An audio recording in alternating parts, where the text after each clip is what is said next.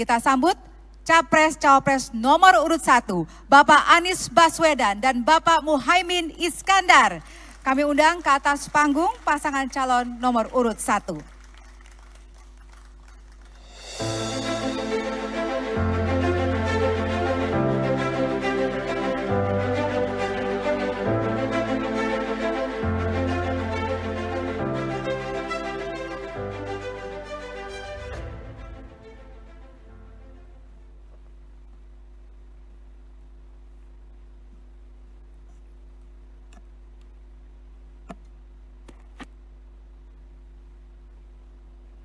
Assalamualaikum warahmatullahi wabarakatuh. Selamat malam, salam sejahtera untuk semuanya. Yang kami hormati Ketua KPK Bapak Nawawi Pomolango dan seluruh pimpinan KPK, Ketua KPU yang saya hormati, Ketua Bawaslu, Ketua DKPP, yang kami hormati Kapolri atau yang mewakili, Jaksa Agung atau yang mewakili, yang kami hormati pasangan calon nomor 02 Bapak Prabowo Subianto, Bapak Gibran Rakabuming Raka, dan pasangan calon nomor urut 3 Bapak Ganjar Pranowo dan Bapak Mahfud MD, dan seluruh pimpinan partai, perwakilan partai pengusung, dan hadirin sekalian. Izinkan kami merespon apa yang tadi disampaikan oleh KPK.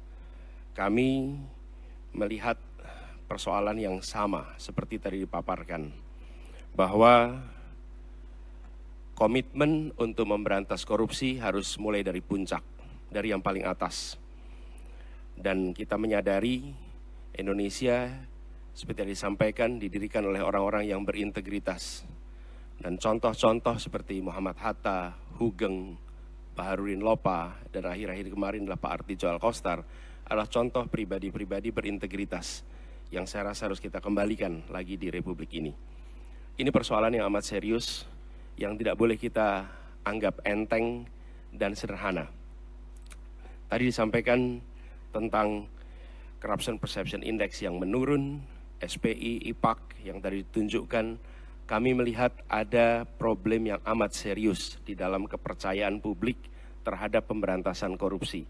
Yang itu juga tercermin. Bulan lalu ada survei CSIS terhadap lembaga-lembaga pemerintahan, dan di antara lembaga pemerintahan paling rendah kepercayaan adalah DPR, dan di atas DPR adalah KPK. Justru KPK bukan lembaga yang paling dipercaya, tapi termasuk lembaga yang paling rendah kepercayaannya. Karena itu kami ke depan berkomitmen untuk bisa melaksanakan beberapa hal. Pertama adalah mengembalikan kepercayaan publik, mengembalikan KPK menjadi institusi yang memiliki kekuatan dan memiliki kemampuan untuk menindak seluruh tindakan pelanggaran korupsi. Dan ini dari aspek apa? Satu, undang-undangnya. Kita ingin mengembalikan agar KPK berwibawa lagi secara legal seperti dulu. Dan ini artinya merevisi Undang-Undang KPK. Kami ingin agar revisi ini akan bisa mengembalikan KPK kepada posisi yang kuat. Yang kedua adalah standar etika yang tinggi di tubuh KPK. Kita ingat era di mana KPK datang di sebuah tempat, tidak mau ikut makan, tidak mau ikut kegiatan-kegiatan yang didanai di luar KPK. Standar yang tinggi itu harus dikembalikan di KPK. Sehingga bukan saja undang-undangnya memberikan kekuatan dan kemandirian, tapi juga di dalamnya baik pimpinan maupun seluruh staf bekerja dengan kode etik yang amat tinggi. Yang ketiga adalah rekrutmen. Rekrutmen di KPK kita perbaiki sama-sama seperti tadi disampaikan yang diusulkan oleh Presiden di tingkat pimpinan maupun rekrutmen staf. Bukan sekedar mencari pekerjaan, tapi menjadi tempat untuk memberantas korupsi. Ini hal pertama yang kami ingin lakukan. Yang kedua adalah seperti katakan tadi, optimalisasi LHKPN. Dan kami setuju, bila tidak itu dilaksanakan, maka bisa dilakukan demosi, bahkan reposisi atau sanksi yang lain. Lalu kami melihat perlunya kita menuntaskan undang-undang atau RUU perampasan aset. Koruptor harus dimiskinkan, tidak ada pilihan lain. Ini adalah hukuman yang harus diberikan. Yang berikutnya adalah kami ingin mendorong konsep illicit enrichment dan trading in influence. Sesuai dengan UNCAC yang harapannya nanti akan menjadi arus utama dalam pemberantasan korupsi. Lalu yang tidak kalah penting, kami berencana untuk mendorong pengesahan RUU pendanaan politik.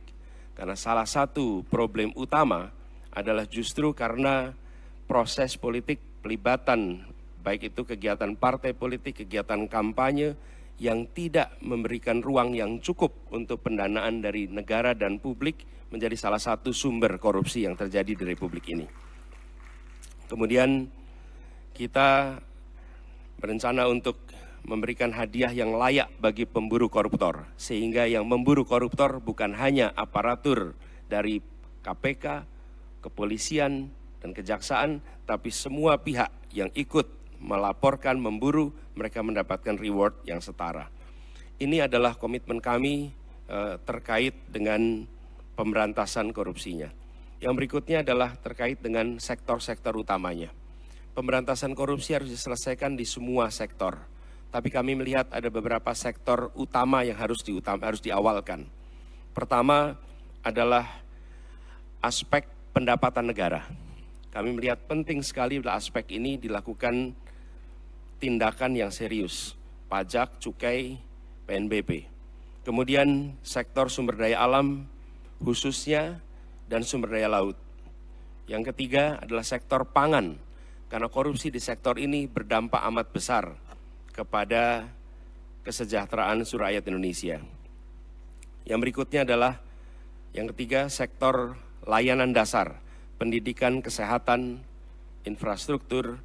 Ini memiliki efek yang amat besar pada kualitas pendidikan, kualitas pelayanan kesehatan, bahkan kualitas perekonomian karena infrastruktur yang terganggu oleh praktek-praktek korupsi. Berikutnya adalah bisnis ilegal, judi, narkoba, dan lain-lain. Inilah sektor-sektor utama yang dalam hemat kami perlu menjadi perhatian di dalam pemberantasan korupsi. Jadi Bapak-Ibu sekalian yang kami hormati, kami berkomitmen bukan sekedar karena saat ini dalam tanggung jawab untuk menjadi calon presiden, calon wakil presiden, dan dimintai komitmennya di KPK. Perlu kami sampaikan bahwa komitmen kami untuk memerangi korupsi sudah dimulai sejak zaman dulu. Zaman mahasiswa aktif untuk memerangi praktek-praktek korupsi di era KKN merajalela. Ketika kami bertugas sebagai akademisi, rektor, maka kami menetapkan mata kuliah anti korupsi sebagai mata kuliah wajib yang harus diambil oleh setiap mahasiswa. Dan waktu itu bekerja sama dengan KPK. Barangkali menjadi satu-satunya universitas di Indonesia, bahkan mungkin di dunia, yang menjadikan mata kuliah anti korupsi sebagai mata kuliah wajib.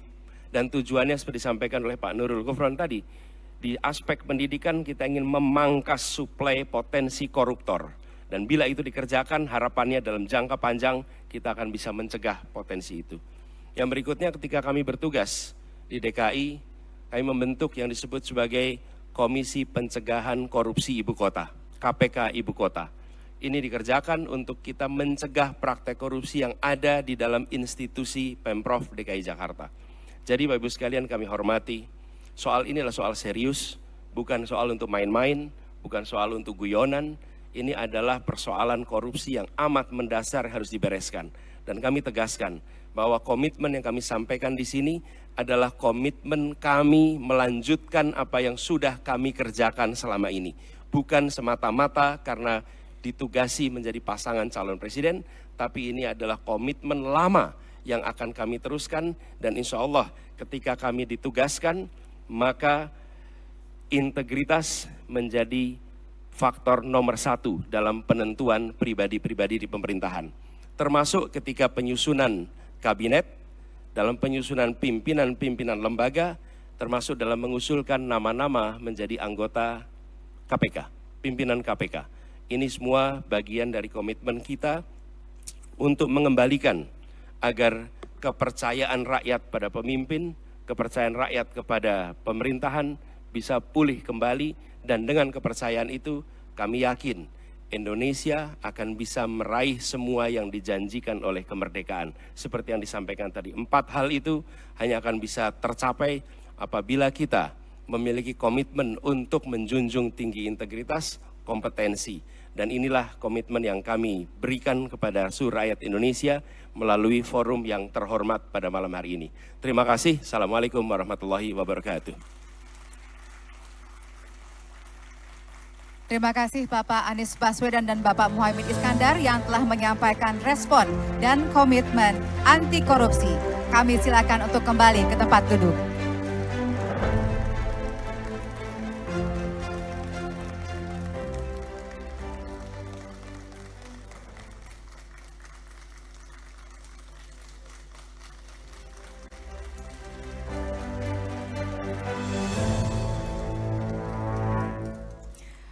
Selanjutnya, kita akan kembali mendengarkan respon dan pidato komitmen anti korupsi dari paslon selanjutnya. Kita sambut Capres-Cawapres nomor urut 2, Bapak Prabowo Subianto dan Bapak Gibran Rakabuming Raka. Kami undang ke atas panggung pasangan calon nomor urut 2.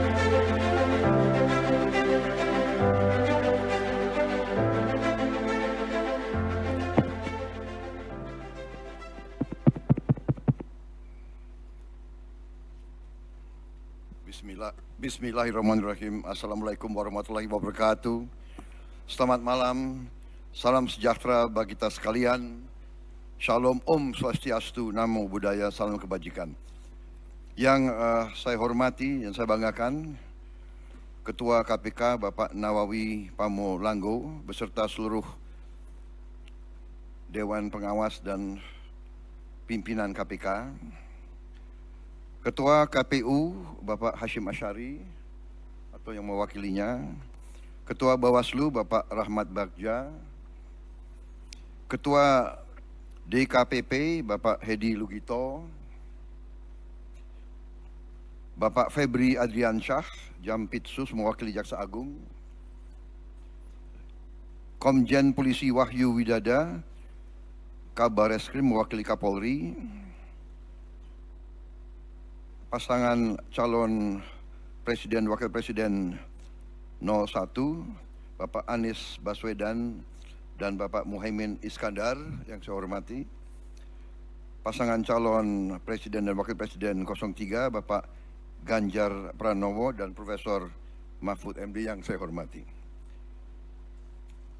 Kita telah kumpul di tempat yang baik ini untuk membahas masalah korupsi. Dan saya kira kita semua menyadari dan faham benar betapa masalah korupsi ini merusak kehidupan bangsa dan negara dan membahayakan keselamatan sebuah negara. Negara-negara yang dikatakan gagal sebagian besar adalah karena tidak mampu mengendalikan mitigasi ataupun menghilangkan korupsi. Justru yang tadi disampaikan oleh pimpinan KPK benar-benar relevan. Kita faham justru negara seperti kita yang hidupnya banyak sekali tergantung sumber daya alam, disitulah terjadi praktek-praktek korupsi yang sangat mengganggu kelangsungan hidup suatu bangsa. Semua upaya yang sudah disampaikan oleh KPK harus kita dukung. Dan saya bertekad untuk mendukung dan untuk manakala saya nanti bersama Saudara Gibran menerima mandat dari rakyat, saya bertekad untuk memimpin upaya pemberantasan korupsi dengan sungguh-sungguh dan dengan total, saudara-saudara sekalian. pendekatan yang sudah dilakukan itu sudah benar. Pendekatan pendidikan, kemudian pencegahan dan penindakan.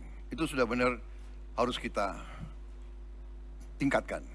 Tetapi saya memandangnya dari segi sistemik, dari segi realisme. Jadi, menurut pandangan saya, kita harus dengan secara realistis mengatur kualitas hidup semua pengambil keputusan yang mengendalikan roda pemerintahan, terutama yang memegang anggaran besar. Kualitas hidupnya ini harus dijamin dan diperbaiki. Contoh, hakim di negara-negara yang maju yang harus kita pelajari, hakim-hakim, apalagi hakim tertinggi, hakim agung, itu dijamin jabatannya seumur hidup. Dia hanya bisa berhenti apabila dia sakit, dia minta berhenti, atau dia meninggal. Itu di Amerika, itu di Inggris. Kemudian, Ketua Mahkamah Agung adalah pejabat negara yang gajinya tertinggi. Kediaman resminya lebih besar, atau lebih besar dari Perdana Menteri. Itu di Inggris. Hakim-hakim itu dijamin penghasilannya begitu besar sehingga bisa dikatakan dia tidak ada insentif untuk korupsi sama sekali. Ini yang saya anggap pendekatan sistemik dan pendekatan realistis. Pejabat-pejabat yang memegang anggaran besar, kualitas hidupnya dan penghasilannya harus sesuai. Sekarang direksi perusahaan swasta, bahkan perusahaan BUMN, gajinya jauh lebih besar dari Panglima TNI, dari dirjen-dirjen, dari menteri-menteri yang memegang anggaran negara yang triliunan. Ini saya kira harus kita mendekatinya secara realistis. Ini keyakinan saya. Jadi kita perbaiki kualitas hidup, kita tingkatkan gaji-gaji semua pejabat, semua penyelenggara negara. Kita mampu, saya sudah hitung dengan tim pakar saya, Indonesia negara kaya bukan negara miskin. Kita mampu, kita tingkatkan kualitas hidupnya, kita jamin kualitas hidupnya dengan berbagai sistem. Dengan demikian, kita tegakkan semua undang-undang yang perlu ditegakkan. Bila perlu pembuktian terbalik, tidak perlu kita tunggu delik pengaduan, tetapi seorang pejabat yang mau menjabat jabatan penting harus transparan, harus bisa dilihat. Karena itu saya sangat dukung LHKPN untuk ditegakkan dan diberi sanksi manakala LHKPN itu tidak jujur. Semua kekayaan harus dilaporkan. Jadi intinya demikian, pendekatan secara realistis, sistemik. Kita perbaiki kualitas hidup, kita jamin kualitas hidup sehingga tidak terjadi suatu hal yang tidak masuk akal. Sebagai contoh, pejabat yang mengendalikan anggaran kontrak-kontrak besar itu diperlakukan sama dengan pejabat yang tidak punya tanggung jawab sebesar itu. Ini saya melihat sehari-hari di lingkungan tanggung jawab saya. Di Kementerian Pertahanan ada pejabat yang mengendalikan triliunan dalam kontrak-kontrak. Pangkatnya sama dengan pejabat yang kerjanya rutin. Ini saya ajukan sudah 2-3 tahun untuk jabatannya dinaikkan. Mungkin tidak dari segi gaji, tapi dari segi penghormatan. saya mau usulkan pejabat-pejabat di Kementerian Pertahanan yang mengendalikan anggaran begitu besar diberi bintang 3. Tapi sampai sekarang ya mungkin birokrasi dan sebagainya masih belum tembus. Itu pertama, jadi sistemik pendekatan. Yang kedua menurut saya adalah kehendak politik, political will. Tadi saya sependapat dengan Pak Anies tadi, harus dari atas. Political will, kehendak politik untuk menegakkan pemberantasan korupsi. Dan Ingarso Sungtulodo memberi contoh. Pengalaman saya di tentara, kalau pemimpin memberi contoh yang jelek, anak buahnya lebih jelek lagi. Jadi kita selalu harus memimpin dengan contoh, memimpin dari depan, transparan, dan kita harus selalu menegakkan walaupun mungkin berat. Saya kira intinya itu, saya dukung semua upaya yang tadi disampaikan oleh KPK,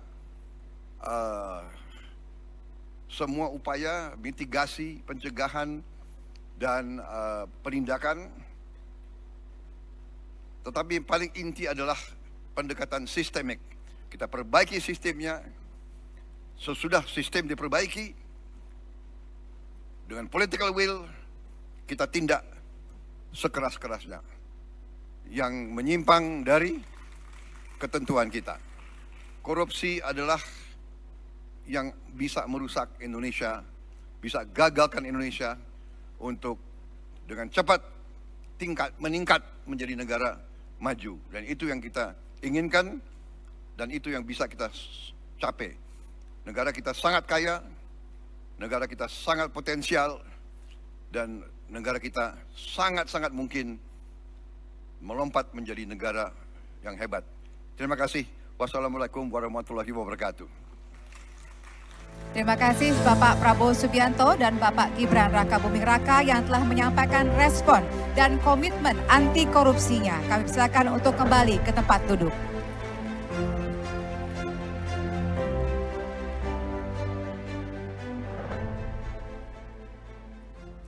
Hadirin, kita akan kembali mendengarkan respon dan pidato komitmen anti korupsi dari paslon selanjutnya. Kita sambut Capres-Cawapres nomor urut 3, Bapak Ganjar Pranowo dan Bapak Mahfud MD. Kami undang ke atas panggung pasangan calon nomor urut 3.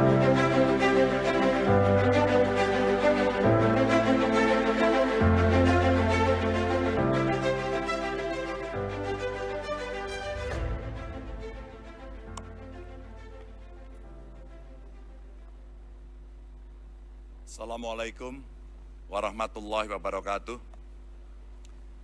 Selamat malam, salam sejahtera untuk kita semuanya. Om Swastiastu, Namo Buddhaya, Rahayu. Yang sangat saya hormati Ketua KPK, Pak Nawawi beserta seluruh jajaran, Dewan Pengawas, para Capres, Cawapres, Pak Anies, Pak Muhaimin, Pak Prabowo, Pak Gibran. Tentu hadir di sini yang mewakili Pak Kapolri, Pak Jaksa Agung dari Bawaslu. Seluruh hadirin yang sangat saya hormati, sangat saya muliakan. Partai-partai pengusung yang hari ini juga ikut hadir. Suatu ketika saya bertemu dengan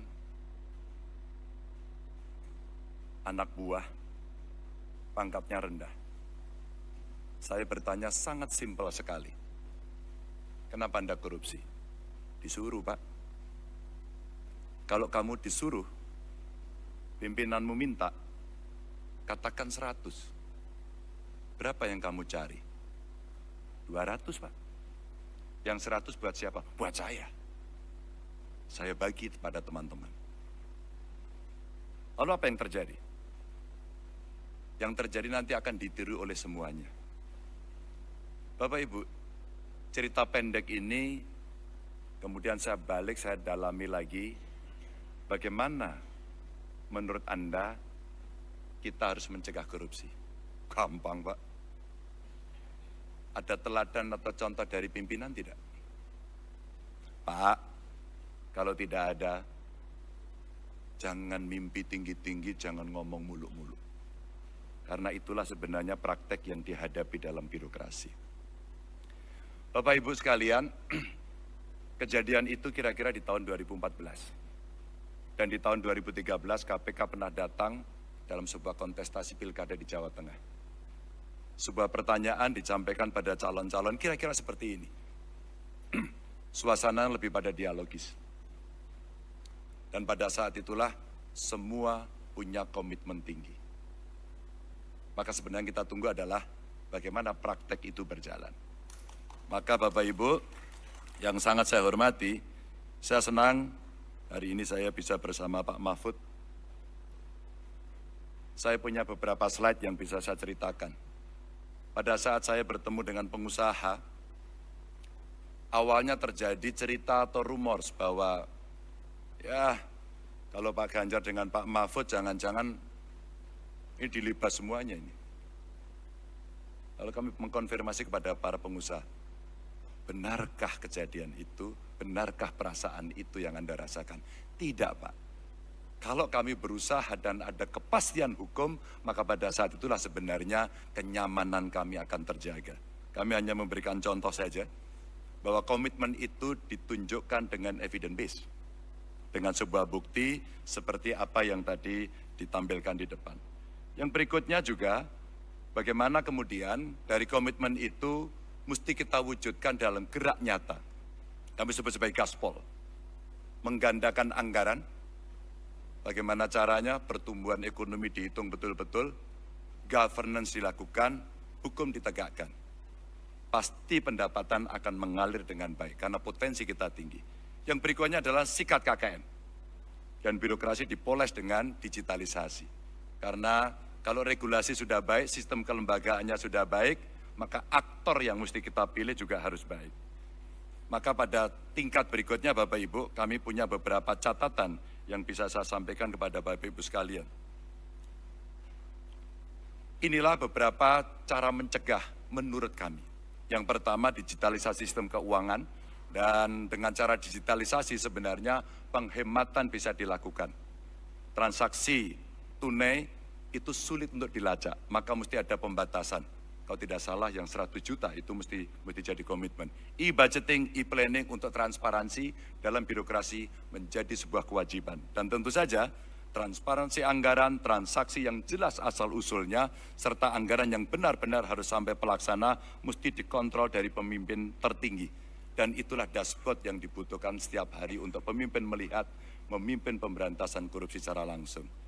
Maka penguatan kelembagaan bisa dilakukan dengan, kalau tadi disampaikan Pak Gufron, koordinasi di antara kelembagaan yang ada. Dari APH, kewenangan penuh untuk investigasi yang mengembalikan independensi KPK. Dan ketika KPK independen, maka menjaga independensi dan integritas oleh aparatur di KPK itu penting. Tidak untuk bisa diintervensi oleh siapapun. Kejaksaan, kepolisian juga bisa mendorong transparansi proses untuk masyarakat dan penegakan hukum yang bebas dari intimidasi. Dan tentu saja instrumen LHKPN. Bapak Ibu, LHKPN bukan cerita yang sulit. Kami di ruangan ini pernah bersama-sama dengan DPRD pada saat itu mendapatkan penghargaan. Karena ketika macet ternyata kuncinya gampang. Undang KPN, suruh ngisi saat itu, selesai semuanya. Dan inilah pola-pola yang kita lakukan ketika koordinasi, supervisi, dan pencegahan kita lakukan. Melibatkan pemerintah dan KPK dan dunia usaha termasuk dunia pendidikan adalah cara pencegahan yang bagus. Dan penguatan LHKPN itu didorong dengan memperkuat sistem whistleblowing dari masyarakat yang dijamin kerahasiaannya dan tentu dengan anonim dan evidence base yang memang betul-betul terjadi.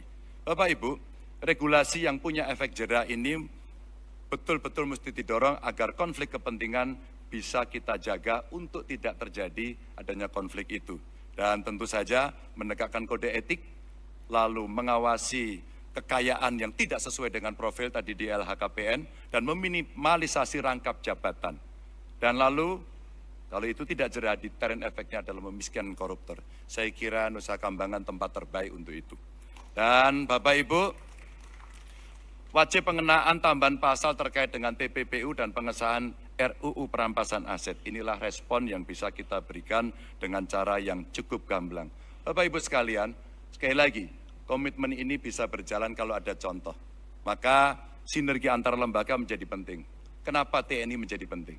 Kita melihat yang illegal ekonomi, termasuk tadi tambang-tambang ilegal, apalagi yang di perbatasan, rasanya penegak hukum perlu dibantu.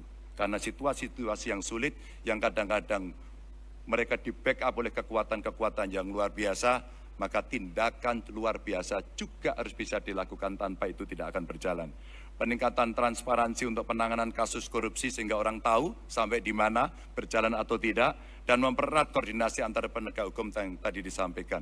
Termasuk cross-check berkala anggaran dari seluruh lembaga yang mengelola anggaran, termasuk publikasi hasil audit lembaga. Ini untuk meningkatkan kepercayaan masyarakat. Apapun dalam pemerintahan, dalam kekuasaan, kepercayaan adalah nomor satu. Kalau tidak merosot, KPK sendiri mengakui itu. Inilah rebound yang mesti kita lakukan, karena penanganan korupsi bukan hanya tanggung jawab KPK, tapi tanggung jawab kita semua. Dan APH serta inspektorat inilah yang mesti meningkatkan surveillance kegiatan transaksi, sehingga PPATK juga menjadi kontributor yang penting, serta penekanan dan penalti anti korupsi untuk inspektorat. Bapak Ibu, cerita-cerita inilah yang kemudian bisa kita berikan untuk memberikan kepada masyarakat keyakinan apa yang mesti kita kerjakan agar kita bisa melakukan itu dengan baik. Dan itulah nilai yang mesti kita dorong. Kita taat pada Tuhan, kita patuh pada hukum, dan kita setia pada rakyat. Terima kasih. Wassalamualaikum warahmatullahi wabarakatuh.